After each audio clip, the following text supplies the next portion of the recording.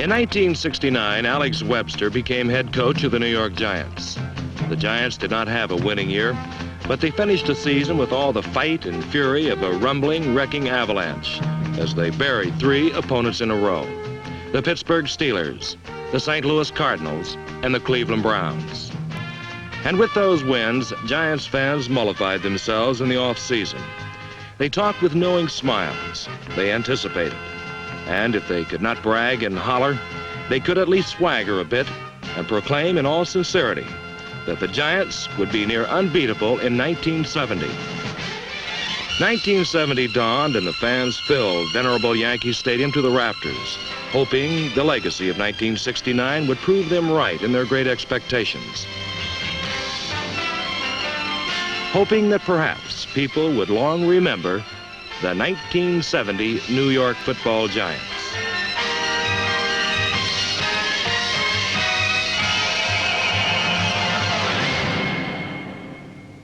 The New York season opened with a night game, and with the Chicago Bears as the intended victim.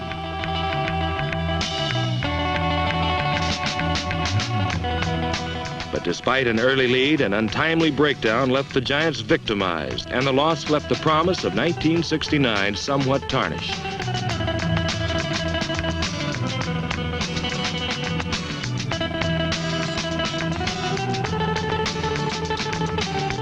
In Dallas, the Giants fared no better, and a pattern had begun as another lead was bobbled and blown away.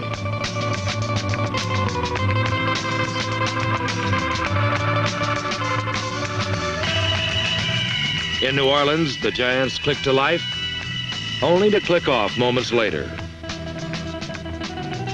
Ron Johnson scored once, but was then denied. New York had to settle for a field goal and a 10-point lead.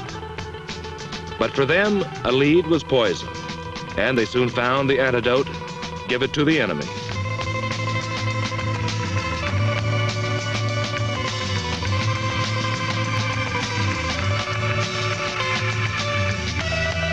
And while one play doesn't make a season, this one came close. Aaron Thomas was called out of bounds on what should have been the winning touchdown. The Giants left New Orleans with 3 losses, no wins.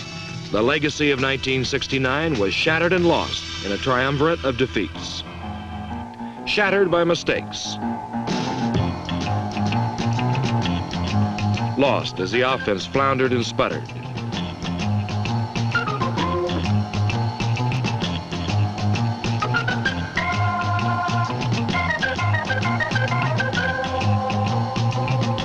Shattered and lost because the breaks have been so near and yet so far. And as the losses mounted, the question echoed: could the Giants become a winner?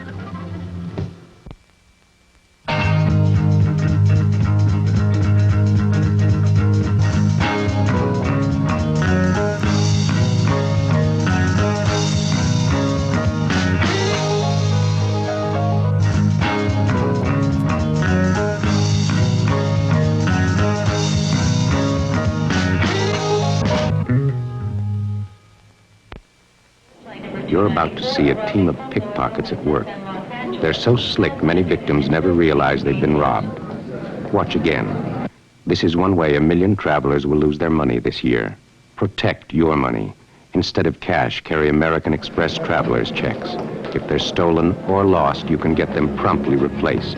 American Express travelers' checks, because it could happen to you.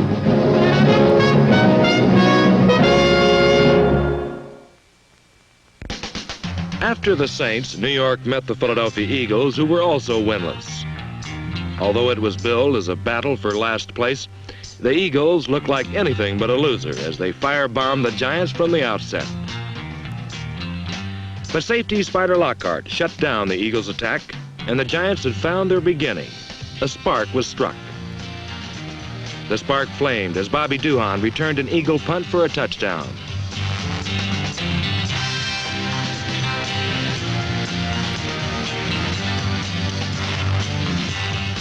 The flame became a holocaust as Ron Johnson erupted. A solar flare, a streak of fire flashing behind Mow the Man Down blocking of Willie Young, Greg Larson, and Dick Buzzin. And where once stood Eagle defenders, Pete Case and Doug Van Horn blasted gaping holes, and Ron Johnson poured through.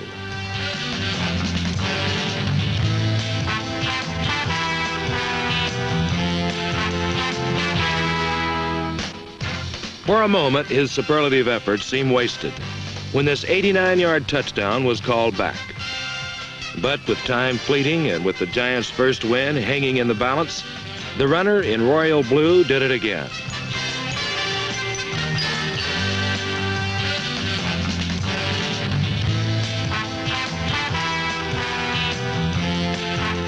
And not only did Ron Johnson's run mean victory, but it was a catalyst, the first element in a team-building process that continued the following week in Boston against the Patriots and their spanking new quarterback, Joe Kapp.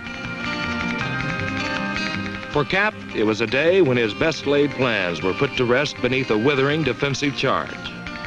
Suddenly, the Giants' D was everywhere. Suddenly, another team element was added, another piece in the puzzle.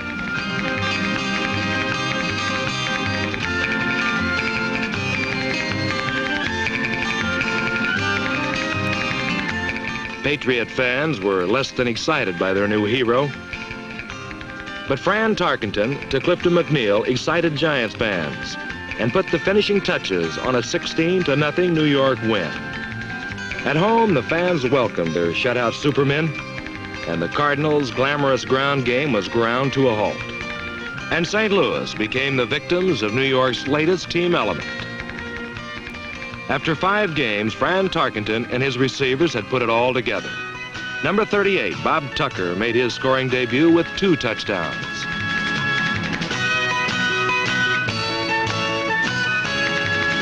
But it was Fran Tarkenton who was applauded the loudest. He had returned home in triumph. The New York Jets were next, and the trophy was the biggest ever. New York City for a year. Although Kathy and Joanne thought the Jets were still number 1, after this game, they weren't even number 1 in New York. The Giants' defense hounded and pounced, crowded and crumpled, and came hungry for quarterback. Jim Files and Fred Dreyer performed the ultimate in defense as they toppled the Jets in their own end zone. While Al didn't have much to show, Francis and his receivers did. And the latest link in the forged chain of teamwork rolled the Jets' secondary up and blew it away as Tucker and McNeil flew fast and free.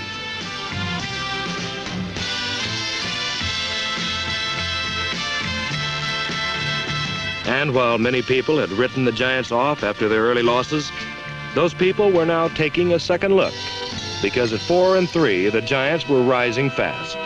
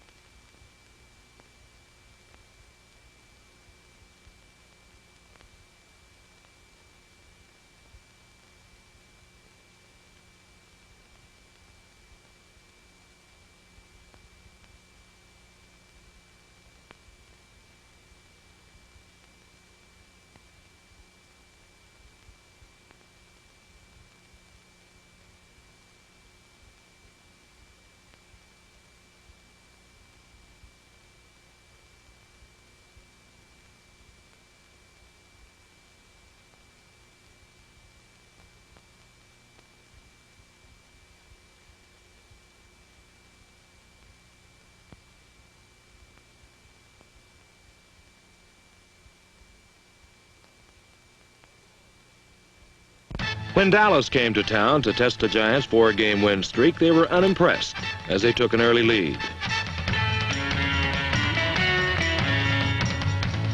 Only Pete Gogolak's field goals, this a club record of 54 yards, kept New York in the game.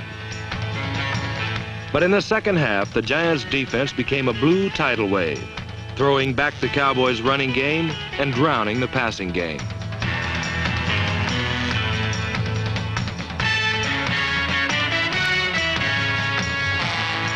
While Dallas was drying out, Ron Johnson scorched through and around the Cowboys' line like an infuriating dust devil.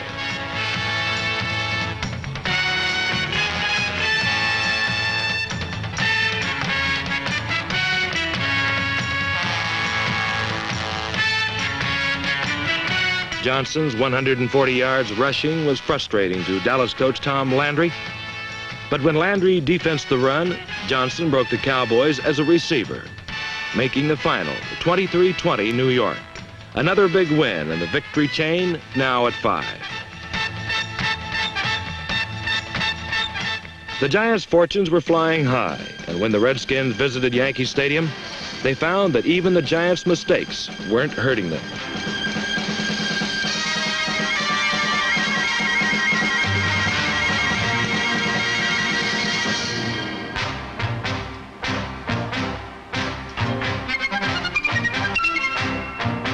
Although the Redskins took a commanding lead with 3 third-period touchdowns, they were not ready for yet another blossoming element in the Giants' team framework.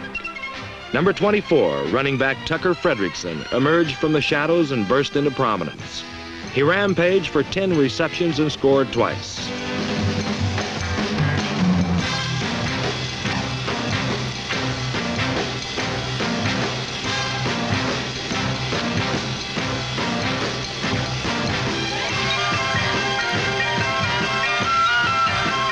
With the Giants trailing 33-21 late in the last quarter, Tucker Frederickson streamed down the sidelines and into the end zone.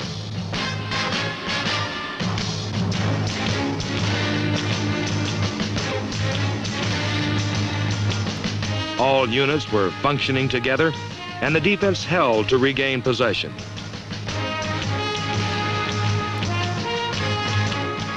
When faced with the 4th and 6, things looked futile. But to the Giants, the word futile had become meaningless. Tarkenton to Johnson got the first down. Then, with 1 minute to go, Ron Johnson swooped in, a victorious War Eagle. And the Giants had won 6 in a row and were nearing the top of the division. Next was Crystal Cold, Philadelphia, and a national TV audience.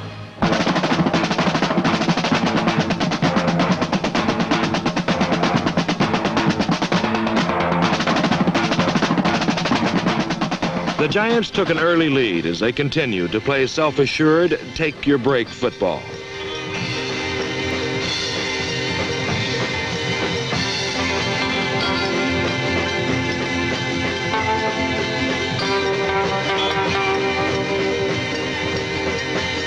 But then, disaster struck. Not only costly on the scoreboard, but costly because it halted momentum. And costly because it gave hope to the Eagles, and their attack turned ferocious.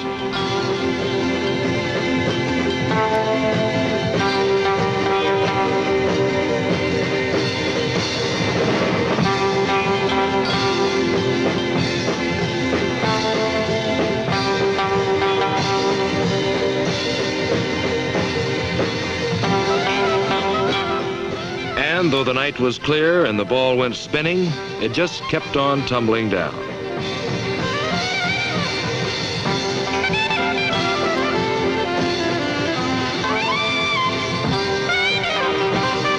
The Giants' last-ditch effort failed.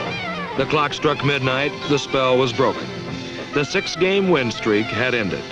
And word was that this upset loss on national TV would give the Giants an excuse to fold up their tents and creep silently out into the night and out of the division race.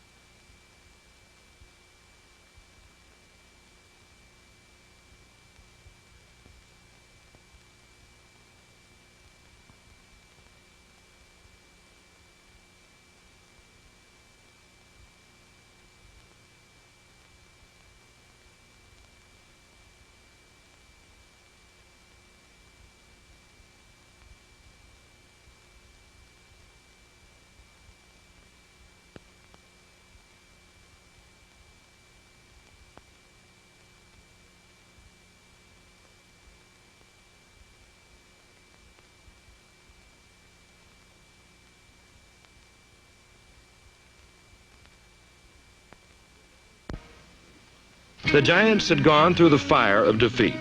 Perhaps it had tempered them like steel. In Washington, Sonny Jurgensen's rifle arm was right on, but cornerback Willie Williams came up with the silencer. And the Giants were on their way again. And still the Redskins couldn't cope with Tucker Fredrickson, who scored twice.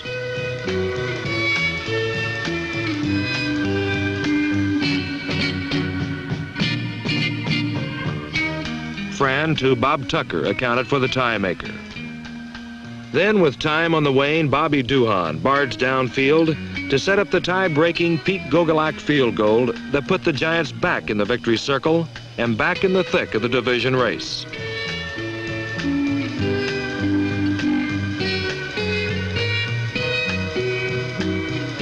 Next, the Bills came to Yankee Stadium, and after the amenities, they never knew what hit them, as Bills quarterback Dennis Shaw became part of the landscape. The offense made it a clean sweep of their AFC opponents and 8 wins in their last 9 games, which made it showdown time in St. Louis, where a win could put them into first place in the NFC East. The outcome was never in doubt, as Fran Tarkenton let loose a natural phenomenon, a hailstorm of passes that left the Cardinals bewitched, bothered, and thoroughly beaten.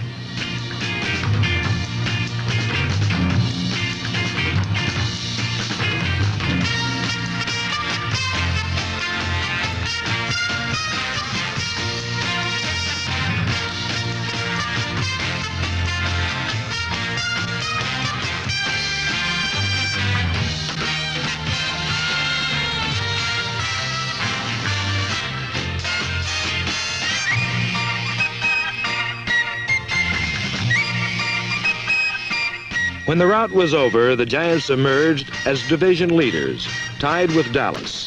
But a win in their last game over the powerful Rams would give them sole possession of the NFC East title. The Giants were now down to the big one. They started well.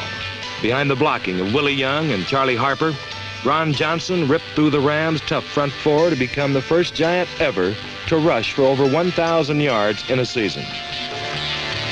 His rushing set up the field goal that put New York ahead 3-0. But from that point on, the Giants' dream of a title crumbled to dust. While the Giants went one way, the Breaks went another.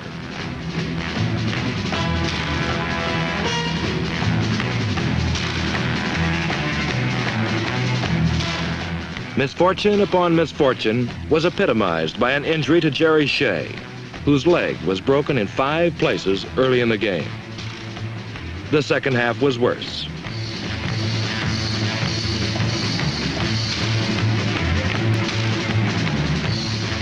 The Rams' front four pursued and pulverized Fran Tarkenton. And when number 11, Dick Shiner, came in, his luck was little better.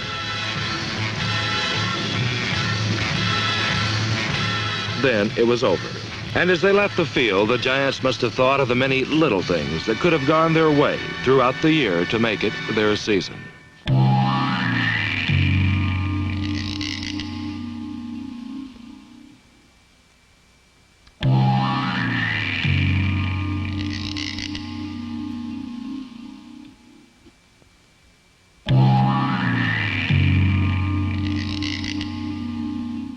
They must also have thought of the ovation they received as New York fans poured out their love for their team. This group of men who started in September as individuals and finished in December as much more than that. Men like number 43, Spider Lockhart, the defensive captain whose talent speaks for itself, but whose real value is the experience he lends to young ball-hawking toughs like number 44, safety man Tom Longo.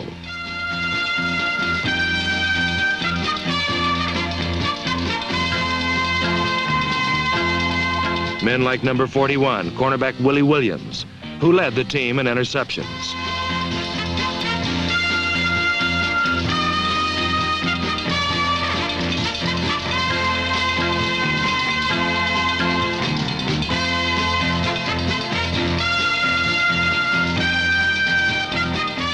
Cornerback Scott Eaton was injured for part of the season, but when he was healthy, opponents knew it. When he wasn't, rookie Kenny Parker stepped in and put down some D. Outside linebacker Matt Hazeltine is considered one of the most aggressive men in the game, and he's been that way for 15 years. On the other side, number 55, Ralph Heck, complimented Hazeltine perfectly. But the real bonanza was rookie middle linebacker Jim Files, number 58, who tracked the ball or the man with equal effectiveness.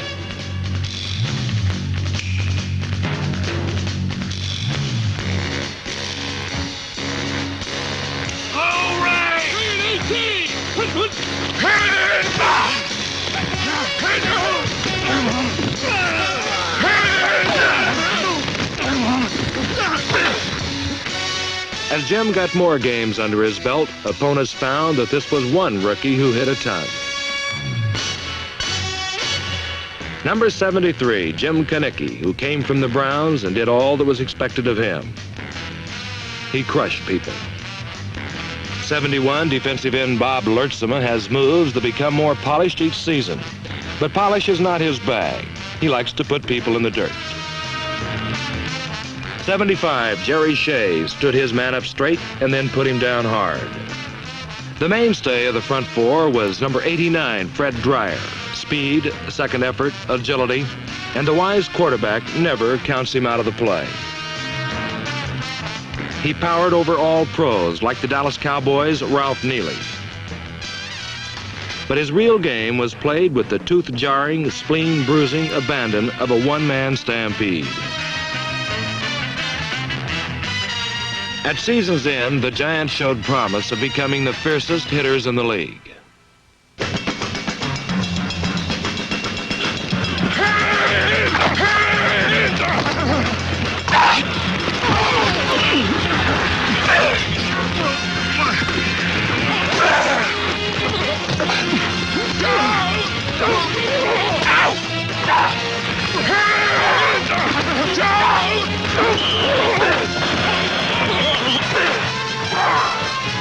While the defense played with abandon, the special teams played with unabashed ferocity. Men like John Kirby, Joe Green, and Pat Hughes made frequent sacrifices of opponents' bodies.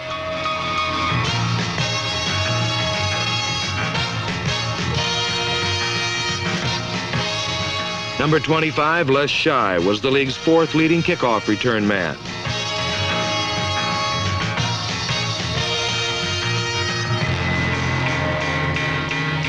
But no matter what the job, the special teams found a way to search out their own special reason for being: the thrill of hitting. Some credit cards may get you a hotel room. The American Express Money Card can buy you the presidential suite at the Waldorf Astoria in New York. The American Express Money Card can buy you a second honeymoon at the Georges V in Paris, plus everything else from airfare to meals to rent-a-cars. I strongly recommend you apply for the American Express Money Card for people who travel.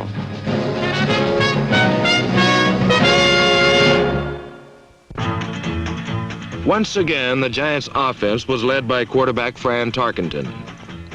And although Fran occasionally came up with a surprise, one thing remained constant. No pressure bent him. He performed with coolness, controlled audacity.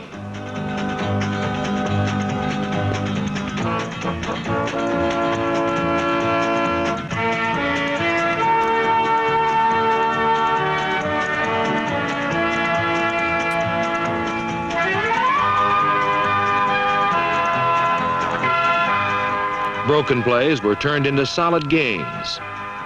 Mistakes were shrugged away. Recovery was smooth. Ice water flowed where there should have been blood. Fran Tarkenton, a little older, a little wiser, sometimes a little more cautious, but still Fran the Scrambler, the gutty gambler.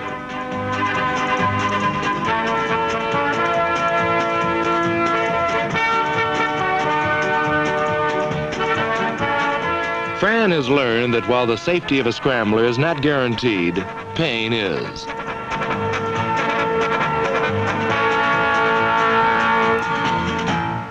From the wisdom of experience, he's found ways to avoid the pain. Get the first down and drop out. Get 10 and get down. A good gain and submarine. And if it's not always easy to find a safe haven, persistence will out.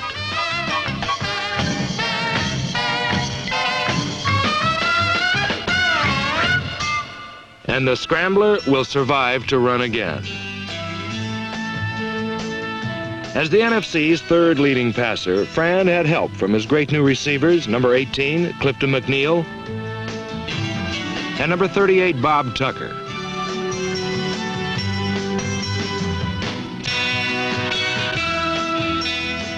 Don Herman, in his second year, was still leaping and showing good hands. Number 84, Dick Houston, had the speed to get open and the speed to go.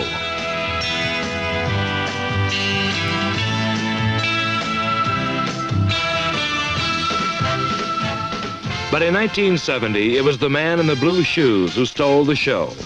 Ron Johnson was superb as a receiver, catching 48 passes.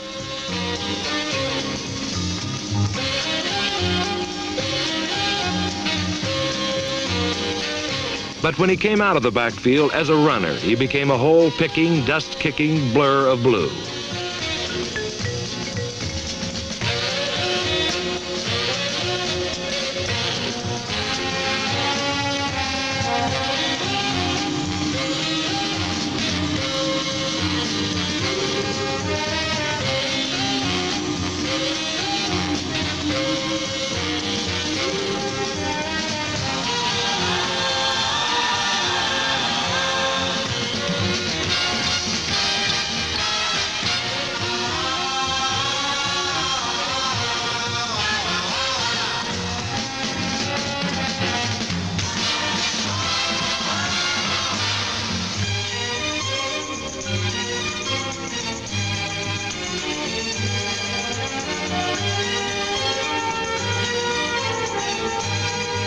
Ron Johnson, member of the 1,000-yard club. A swivel hip faker, a six-point maker.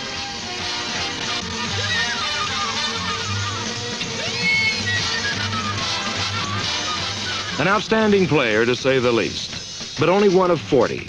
One part of the organism whose sinew and soul was held together by Coach Alex Webster. He molded his men into a team and was honored for the job he did as NFC Coach of the Year. So, we are the New York Giants, individuals and professionals, but more. We became a team, more than a group of men who get their picture taken together. We shared 9 victories, 5 defeats, exultation, and depression. We strove for a common goal and failed by a slim margin. And in 1971, when we look back from a title, we'll know where we had our beginnings. We'll know that 1970 was the making of a team.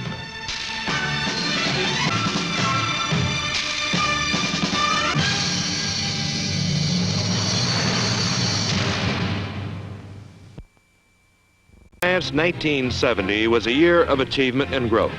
A season in which head coach Alex Webster saw the development of a football team. The Giants' 9-5 record was due in large part to a short-up defense anchored by a tough rookie from Oklahoma, number 58, Jim Files.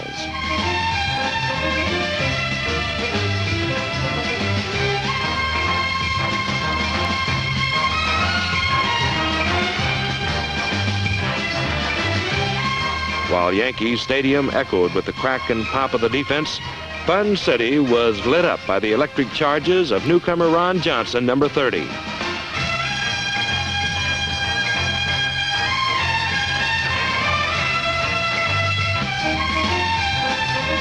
In only his second year as a pro, Johnson gave the Giants a breakaway threat previously absent from their attack.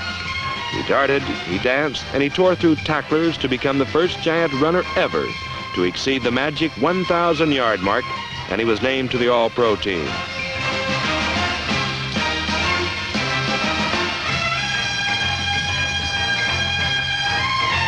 With the addition of Johnson and the emergence of gifted young receivers like Bob Tucker, number 38, and Don Herman, number 85, the Giants' offense became a freewheeling carousel of excitement that turned on fans from Bayonne to Brooklyn.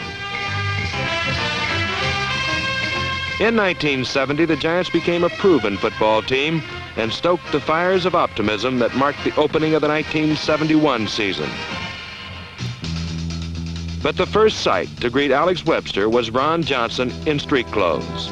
Johnson had suffered a knee injury during the preseason and was an omen of things to come. The tough man-against-man battles in the NFL would claim many victims.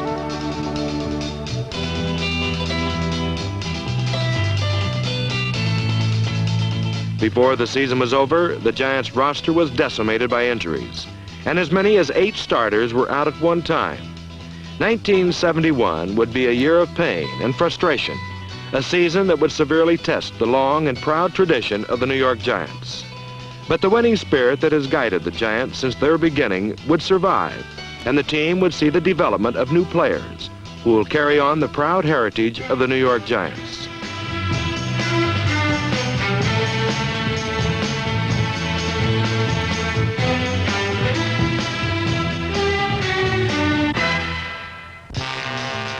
The season began with a Sunday shootout with the arch-rival Green Bay Packers, and the game immediately revealed its high-scoring character as Green Bay's Ken Ellis streaked 100 yards with a missed field goal.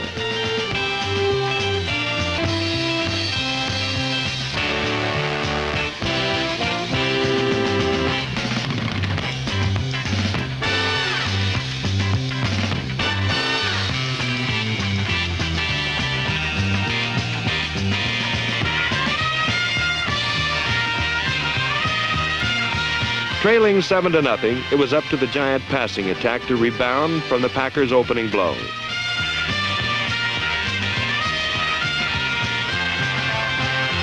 Number 24, Tucker Fredrickson, was first to put the Giants on the board. But number 84, reserve Rich Houston, was the man who stole the show.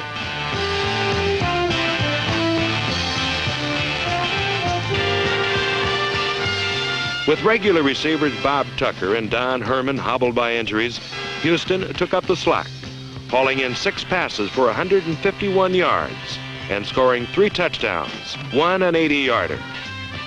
Houston's performance was typical of the spirit provided by Giant reserves in 1971. Often key performers were chopped down by injuries, but reserves stepped in and did exceptional jobs.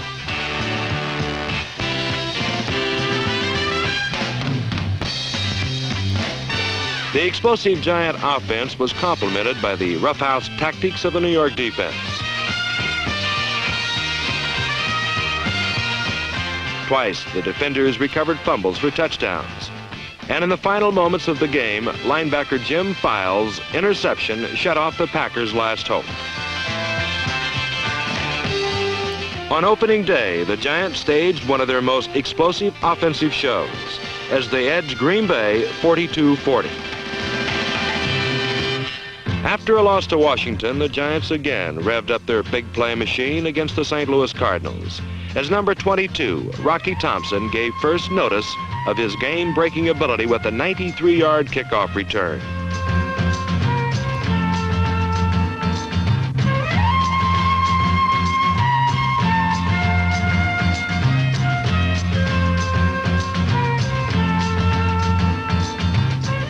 But Thompson wasn't the only rookie to showcase his blinding speed. The Cardinals' Mel Gray, number 85, hauled in 2 long-distance scoring bombs as St. Louis proved ready for the home run contest. Having recovered from an injury, number 38, Bob Tucker, was back in the Giants lineup and showed just how valuable he is to the New York attack. During the first part of the season, the Giants' passing game was devastating, and 2 outstanding performers were Tucker and 84, Rich Houston. New York racked up 21 points and then staved off a last-minute Cardinal rally to emerge with victory number 2. Without Ron Johnson, the offense had been surprisingly productive. But in the season's 4th game, the Giants ran into the Thundering Herd from Dallas.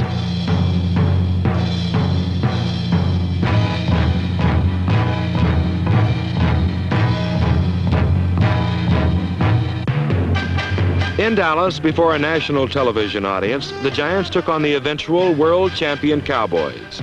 And through the first part of the game, the big guns were rarely heard from, as field goals accounted for the scoring. A 36-yard bomb to Rich Houston highlighted a second-quarter New York drive that ended in a game-tying field goal by Pete Gogolak. The talent-laden Cowboys were being severely tested by the injury-riddled Giants, and Tom Landry turned to his offense for an answer.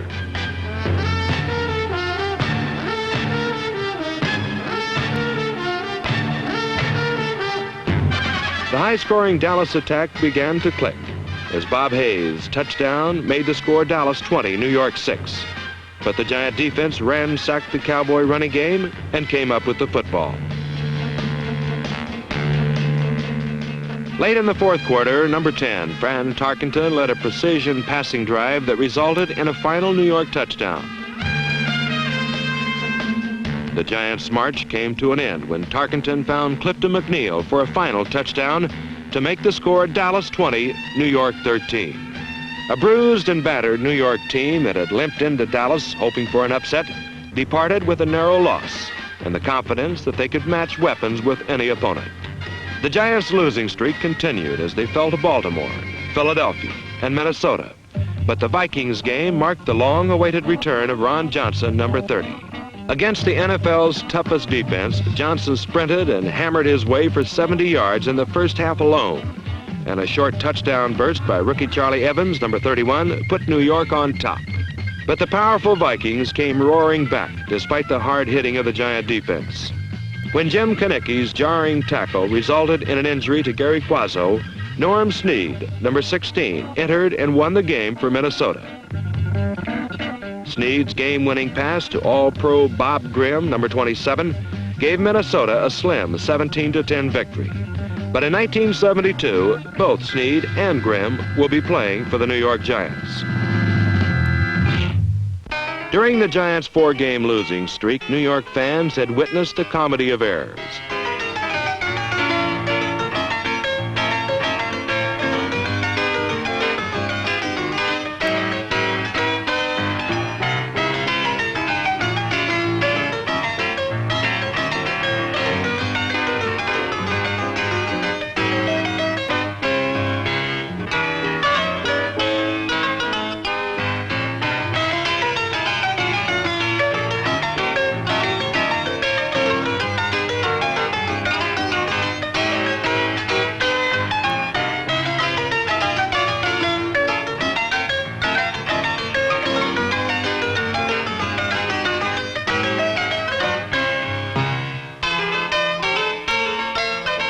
A team that had opened the season with optimism suddenly found itself overcome by bad bounces and strange plays.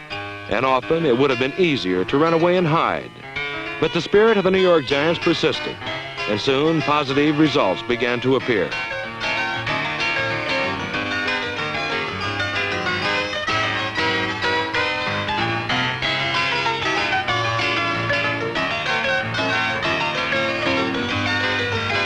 The Giants kept struggling and fighting, and the rash of crazy bounces and weird plays was overshadowed by the appearance in the Giants lineup of some new faces.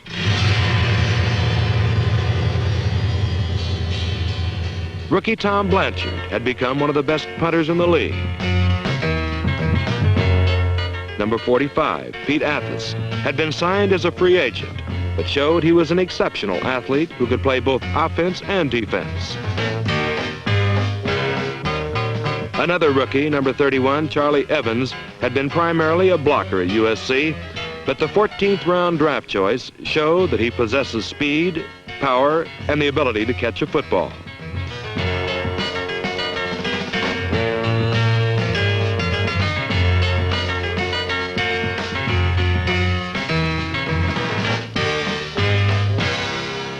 But the man who was providing the big excitement was number 1 draft choice, Rocky Thompson. The Giants hoped to use Rocky as a wide receiver, but had to use him as a running back when injuries ravaged the backfield. Although Rocky showed signs of greatness as a running back, his sprinter's speed made kickoff returns his real specialty. With shoulders shaking and faking, legs pumping and churning, Rocky Thompson was a blue and white blur who flashed past defenders before they could react.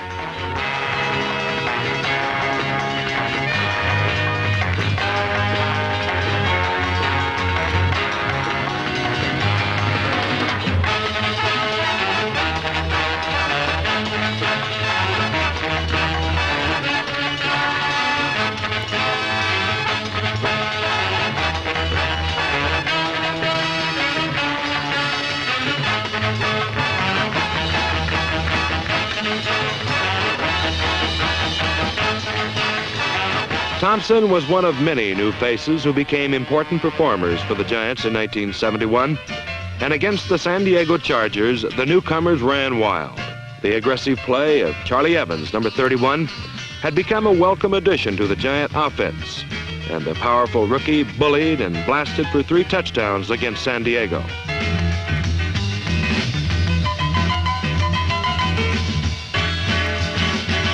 Evans' performance was complemented by the receiving of another obscure draft choice. 17th round pick Coleman Zeno, number 88. When an injury forced Rich Houston out of the lineup, Zeno stepped in and his 9.5 speed and sure hands add excitement to the Giant attack. For the second straight week, Ron Johnson's powerful slashes put points on the scoreboard. Against San Diego, all the frustration of 4 straight losses came to an end. But the victory was costly, as Ron Johnson was re-injured and lost for the season. In Atlanta, the Giants stretched their win streak to 2 games as they overpowered the Falcons. A bone-crushing defense faced by rookies like Dave Roller, Dave Tipton, and Ron Hornsby, and old pros like Roland Lakes and Jim Konecki crushed the Falcons, while time-tested performers like Willie Williams and number 43, Spider Lockhart, shot down any air attempts.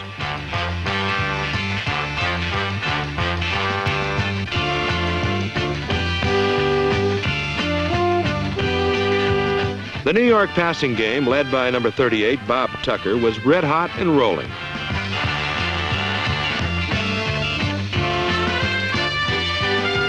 The effective air game set up the power smashes of number 28, Bobby Duhan, and number 24, Tucker Fredrickson, who careened through Falcon defenders for big gains.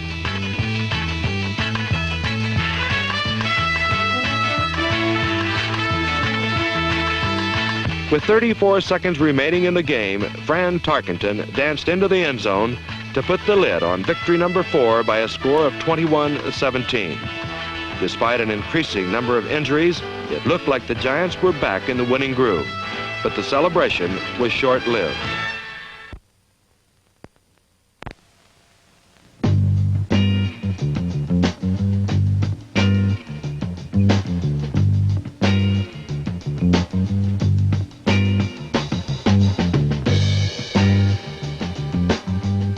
These are the men of the National Football League, and they're in a tough business.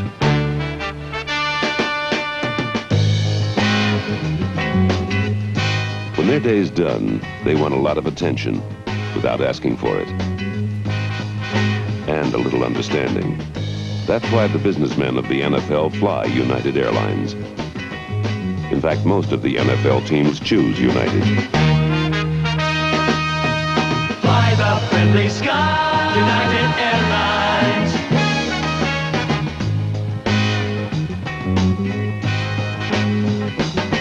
Now, if we can take good care of them, you can bet we can take good care of you.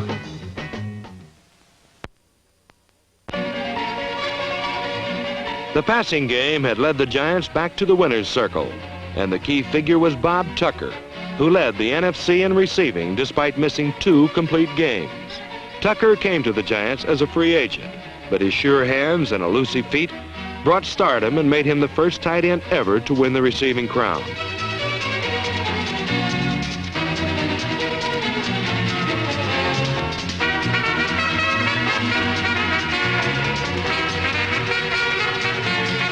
Another exceptional pass catcher is number 85, Don Herman, a daring wide receiver who'll go anywhere to grab a football.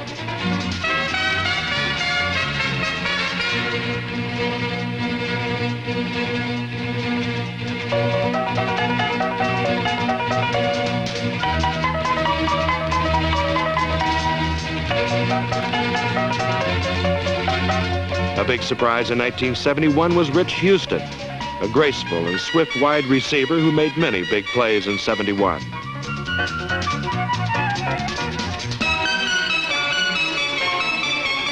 A consistent element in the Giant offense had been the punishing blocking of the offensive line. Newcomer Bob Hyland, veteran center Greg Larson, guards Doug Van Horn and Wayne Walton, and tackles Willie Young and Charlie Harper consistently tore open gaping holes for runners like number 28, Bobby Duhan, who became the leading runner in 1971.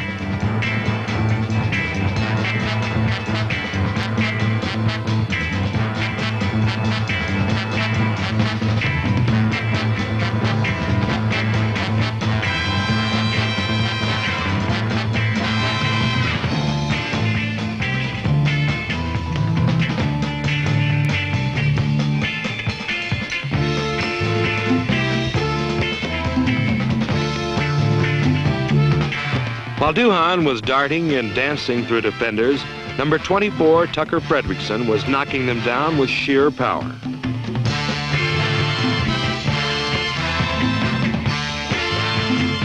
Tucker Fredrickson, a versatile performer who combines a blacksmith's raw strength with a surgeon's sure hands. In snowy Pittsburgh, it looked like the Giants would capture victory number 5 as New York's passing game froze out the Steelers.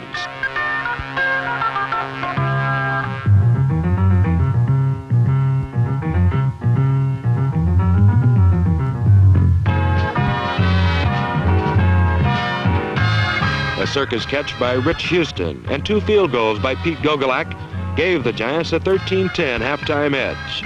But mistakes caused the Giants' downfall.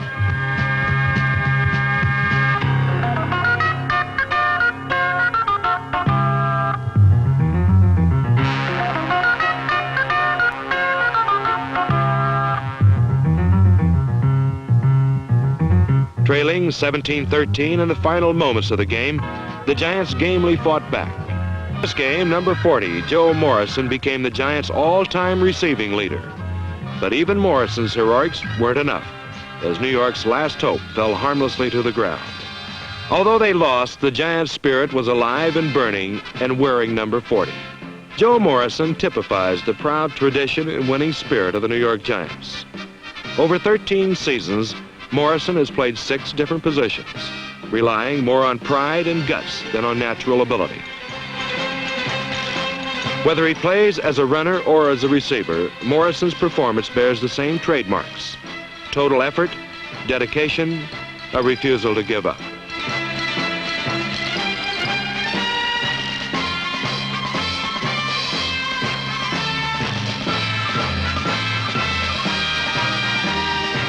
Joe Morrison is a living symbol of the Giant tradition, a bridge between the glory years of the 60s and the hope for the future. Morrison's burning spirit and professional pride serve as inspiration for younger players, like rookie defensive end Henry Reed, number 80.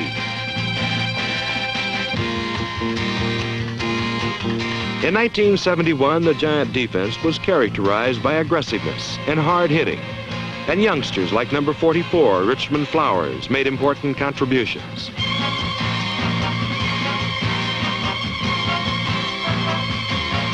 The New York defense was a blocked punt by a promising linebacker like Pat Hughes, number 56, and a recovery for a touchdown by speedy Otto Brown, number 21.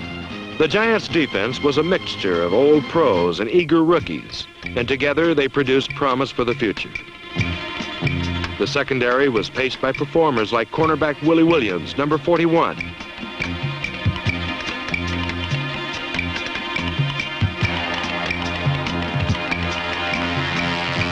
Williams combines racehorse speed with a magician's sleight of hand and led the team in interceptions.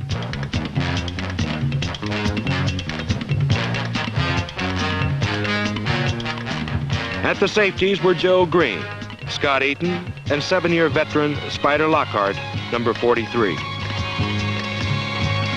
For Spider Lockhart, a ball in the air is a red cape in the eyes of a bull, a big game trophy to be tracked down and bagged, an enemy missile to be searched out and shot down.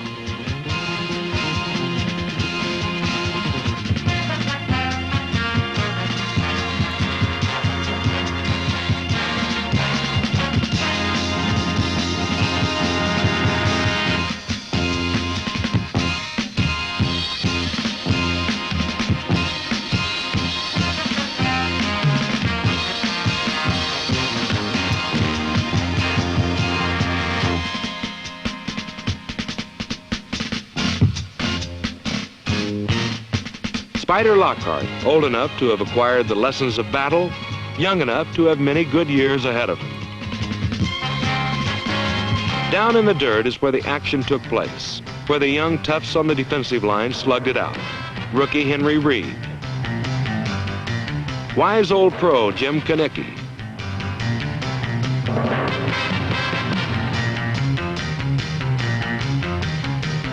Veteran Roland Lakes. Big Fred Dreyer. Rangy Jim Files. Pete Athas, Pat Hughes, Vernon Vanoy, Spider Lockhart, the defenders, poised and waiting to strike at the snap of the ball.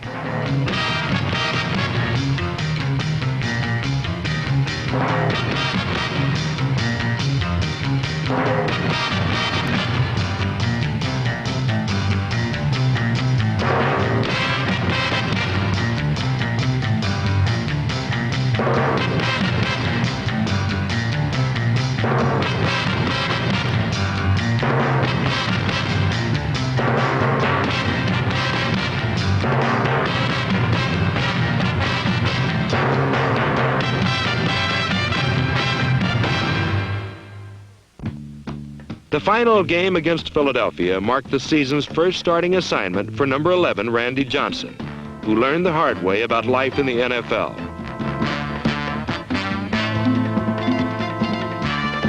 But once Johnson warmed up, it was a different story.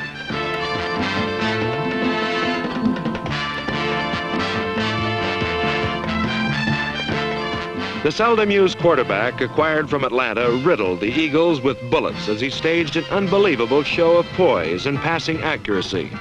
Just 7 passing attempts and 30 completions for 372 yards were the second highest totals in Giant history and earned him a place in the New York record book alongside former greats Y.A. Tittle and Charlie Connolly. Although Philadelphia outlasted the Giants 41-28, Randy Johnson's outstanding performance lit up high hopes for next year. In 1971, many new players entered the Giant lineup and proved that they will add new excitement to an old tradition. And in 1972, each man will reach deeper and try harder as the New York Giants attempt to reestablish a legend that is part of pro football's rich history. In 1972, hopefully, a healthy Giant team will charge forward, tackling, passing, and running with all the fury of old.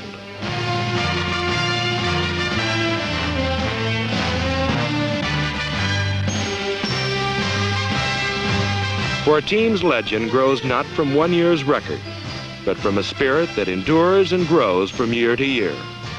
The spirit of the New York Giants.